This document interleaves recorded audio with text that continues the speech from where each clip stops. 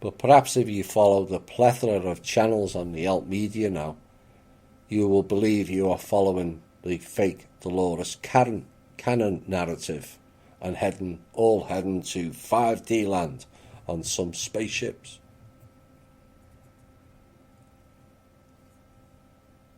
Why do I say fake? Because Dolores Cannon was not the medium.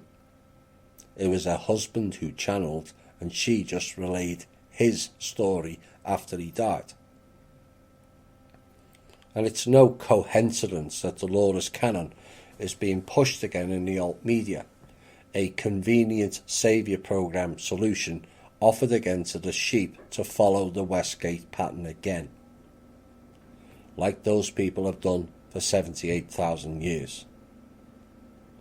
It is the seducement and lazy path that too many follow and have fallen for, and why very few on this planet make the East Gate. It's the left-hand path, trodden so well by the elites to seduce you in so they can harvest your energy. Don't believe me? That's fine by me. It's your choice of whether you choose to be the battery and have your energy siphoned, or develop and have your energy boosted. The West Gate, of course, is on the left and is the left-hand path, and they have agents to seduce the people there for the harvest. Sun rises in the east and sets in the west on the left-hand path. The sun sets and turns into the dark. Why did he call it sunset? Because of the old gods game again, now being repeated again before our eyes. I told you we would see this year, and we will take a peek into that in a later show. So why is it called sunset? The god Set and his army of dark minions is why. Listen closely to this next part. It will have double meaning. You play the game and you become the hunted game. And then you are set. Once a connection is made, you create a match. Then you are the game, set and match.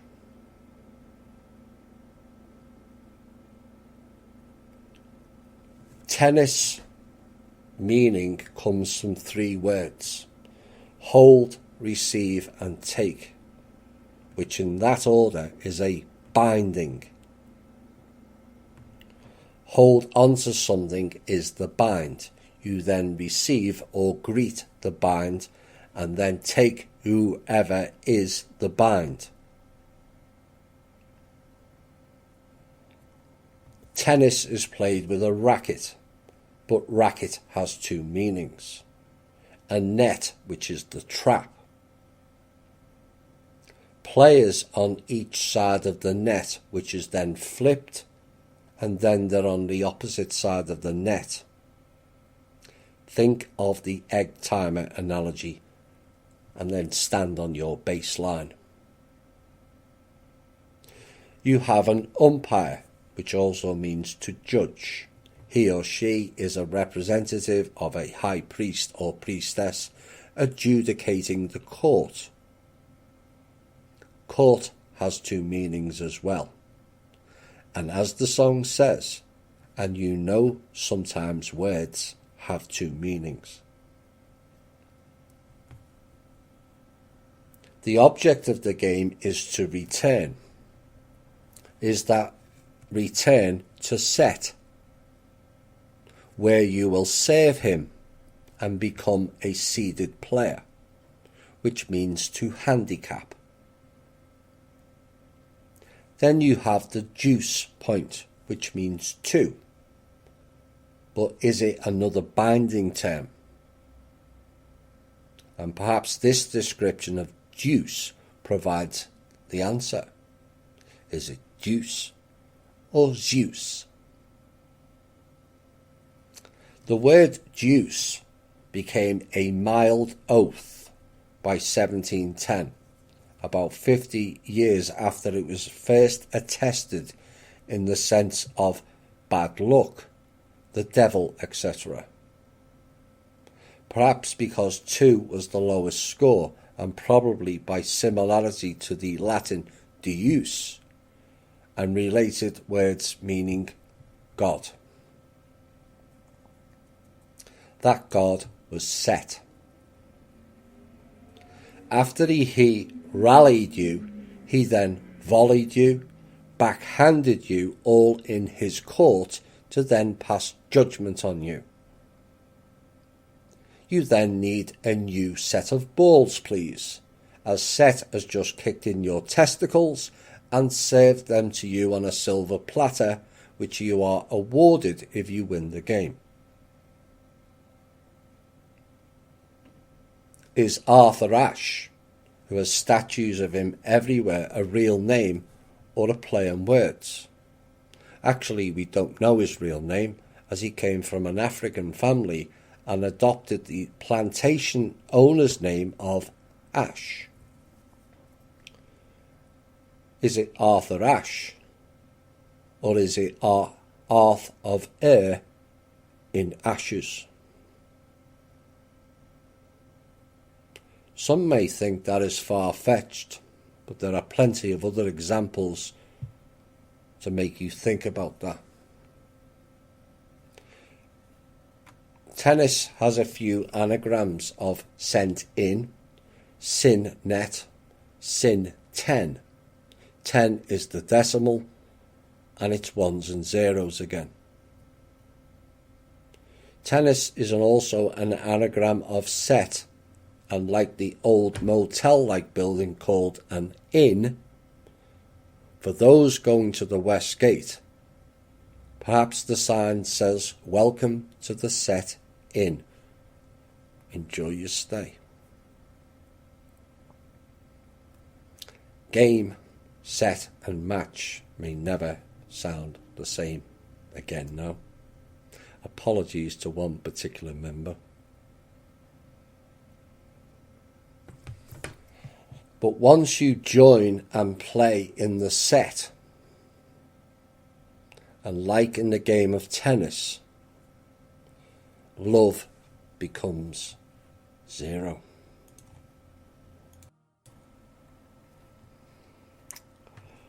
Welcome back to the final part.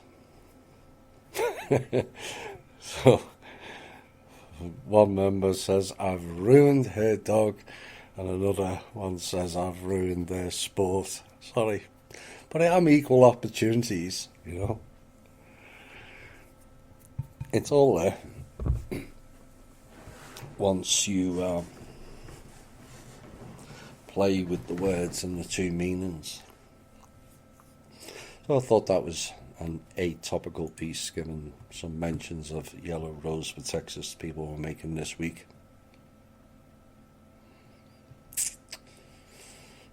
Final piece. What is the convergence? What is the transition? What happens at the end of the vortex? What is the East and West Gate? Are some of the questions asked about from a recent show. Now the loop is ending, although it appears it has to play out to the end now. And it will get ugly, painful, and elements of doubts and stress thrown into the mix as well. But it is ultimately one of triumph amongst the chaos that has and will unfold. There are many aspects to life beyond the physical that sadly too few on this planet comprehend or understand. But when a whole solar system is ready for the next leap forward, it has to move to a different time-space, space-time, and sometimes to another universe to progress forward. Universes are separated by a thin membrane that we can cross with this meat suit aligned with the soul and spirit package we have. Other species largely cannot, and it's why they piggyback us. Now, despite their several and unending attempts to date, they have not been able to replicate this version of humanoid. And when a system is ready for expansion, it goes through the G-cloud, which ensures organic life only. Inorganic will not survive that field. But the solar system needs to be in the right region of space to merge both the galaxy or the solar system and the G-cloud together to then create the boost to progress on a higher path and frequency.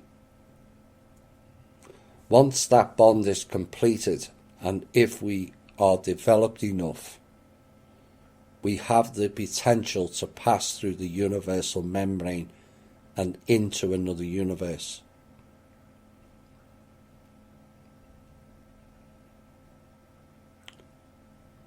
To those who inhabit that universe, they will see it as a burst of light forming. If it's a new universe and scientists of the future unaware of what the remnants of gas, clouds and dust are, they will record it as the Big Bang, of where everything in the universe started. Scientists hypothesized these passing through a membrane and returning when operating at the cell level. You start off with one cell. It briefly goes missing and then returns with 2 cells. Those 2 cells go missing and return with 4 cells. And the process is repeated with the cells going missing and returning doubled in size. This could be a process of time and space. It could also be a process that those cells go into other universes, and also the possibility those cells go to source and return. Either way, it is an extraordinary in and of itself of the sheer possibilities we all possess. I was pleased that Glenn and Angela were not only able to work out the riddle, but do their own live version this week. They were like children in a candy store. Yes, they tested it themselves, and yes, they saw the riddle in action.